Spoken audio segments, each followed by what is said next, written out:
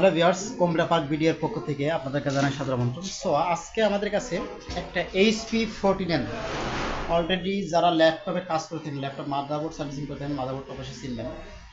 এই মাদারবোর্ড প্রবলেমটা হচ্ছে আপনার নো পাওয়ার। তো নো পাওয়ার এই মাদারবোর্ডটা দেখবেন যে যারা কাজ করেন একটা বিষয় খেয়াল রাখবেন, দেখবেন যে খেয়াল করে দেখবেন যে এখানে যে আইসিটা আছে, এটা কিন্তু আপনার র্যাম আইসি, ঠিক আছে? এই আইসিটা নড়াচড়া নষ্ট হয়, এই আইসিটা শর্ট হয়ে যায়, যার কারণে আসলে পাওয়ার আসে না।